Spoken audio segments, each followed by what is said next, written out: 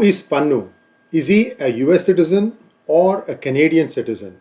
And what gives him the right to call for the genocide of an entire community of Canadian Hindus?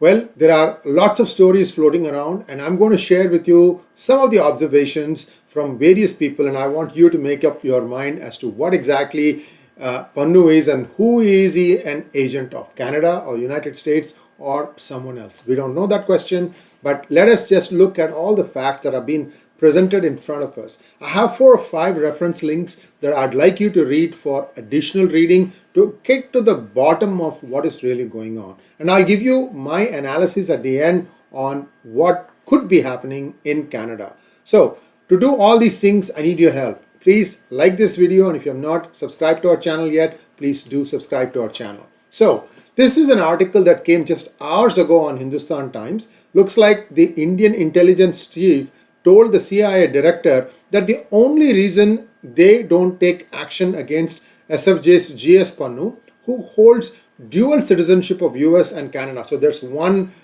clue unraveled for you. For openly calling for assassinations of Indian diplomats and burning of Indian flag could be because he's actually a CIA agent and batting on behalf of Langley. And I think this is something that the Indian intelligence chief, was it Doval? We don't know. It could be the IB chief also. Most likely it was somebody who was, maybe it could be even the RAW chief. Between them, one of them actually told the CIA director that you guys are not touching Pannu because you are probably handling him. Now, if let us say that is true, one thing that I can tell you is Pannu is embarrassing the heck out of CIA. Remember that fake accident that they claimed that he died in a car accident on the US 101 in California, using a video shot in Wales of police taking some bodies away? So if you want to really fake somebody's death, you would want to do it much more realistically. After all, footage is available. Whoever put it together, at least if CIA was managing this person, there would be somebody in Langley looking at all the stuff that is coming about Pannu, and as soon as they saw this thing, their eagle eyes should have opened wide, and they should have taken down that video. After all, we know that agencies can make one quick call to YouTube, and then in fact Facebook used to have FBI and CIA agents sitting there. We know that. So this is a matter of left-hand play, बाएं हाथ का खेल, for them to shut down a video that is palpably false, right? So just leave that thought in your mind, whether he is a CIA agent or not. On the other hand, what gives Pannu the power to froth whatever he wants to say, anywhere he wants, and how is he able to move back and forth between US and Canada? So clearly there is some help that he is getting from the United States side as well as from the Canada side. Clearly, Canadian Prime Minister or Canadian intelligence officials or any Canadian law and order machinery is not shocked and have not acted against Pannu for his incendiary statements. After all, the Hindu Canadians are one of the biggest taxpayers, one of the most law-abiding citizens of Canada. What kind of a message are you sending to these people, Mr. Trudeau and Mr. Jagmeet? You'll be driving the entire lot into the arms of the conservative side. Well, today if elections were held, Trudeau would lose big. That is the estimate. There's a poll that is out. You guys can look it up. Now, here is an interesting statement from a Canadian journalist, Ken Bexte. He says that Justin Trudeau says India killed someone in Canada. He offered no proof. On the other hand, there is clear evidence pointing towards China killing a political descendant in Canada, and he says nothing. What's good for the goose is also good for the gander, don't you think? We also told you about Karima Baloch, about how Canada has been very quiet about that.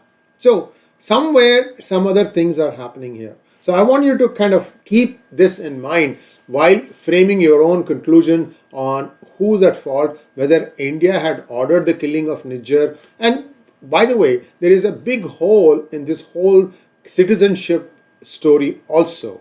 Why do I say that? Well, Canada's immigration minister, or someone who handles immigration, Miller, he had said first that he got citizenship in 2015, that is Nijjar. Then he corrected himself and said that he got citizenship in 2007. Now, rid me of this doubt. Why did then the red corner notice by Interpol on Nijjar state that he is an Indian citizen? This was issued in 2016.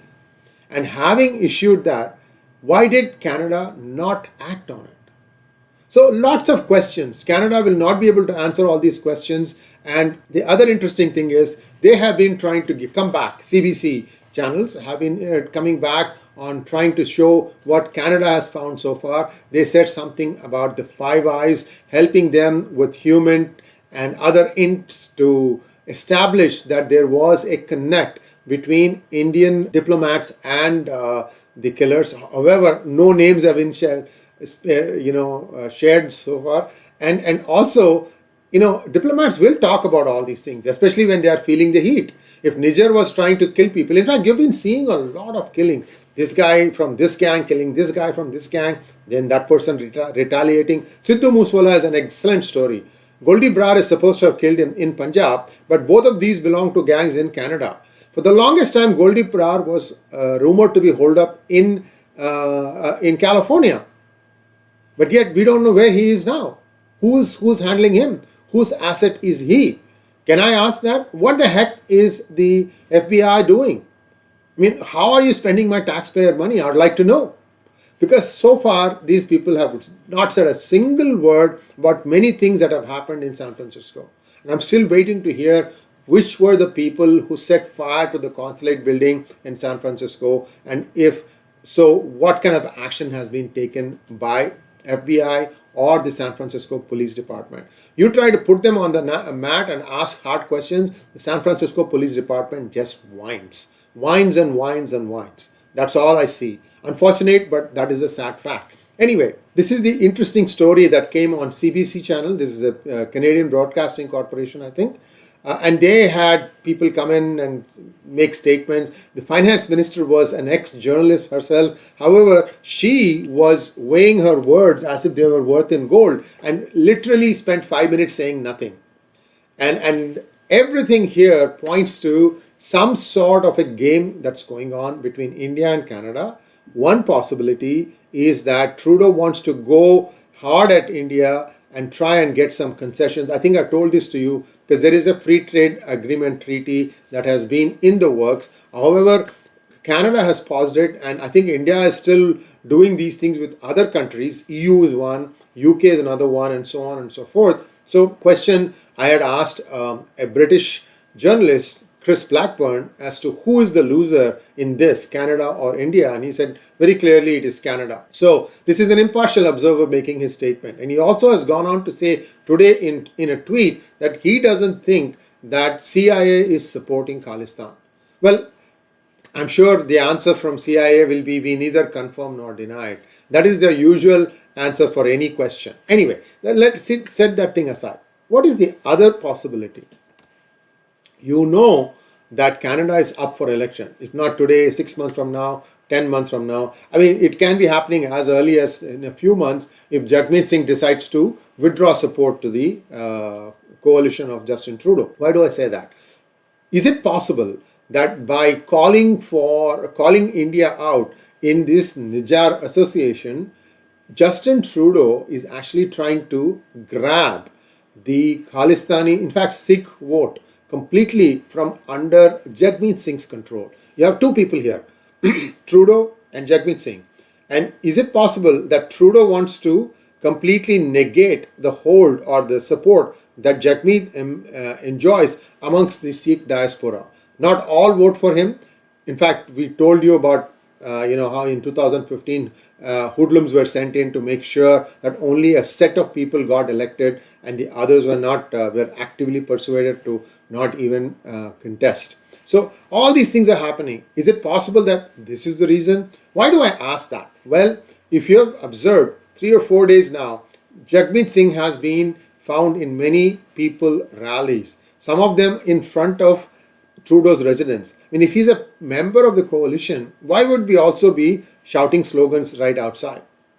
That's the question that you need to answer. Well, if you know anything more about this, please feel free to send in your comments, especially those Canadian Indians. You guys are probably feeling a little bit nervous right now. I think these things will settle down very quickly also. But before that, there is still a storm brewing in a teacup. Thanks for watching. Please like, share and subscribe to our channel. Don't forget to click on the bell button for notifications. Namaskar.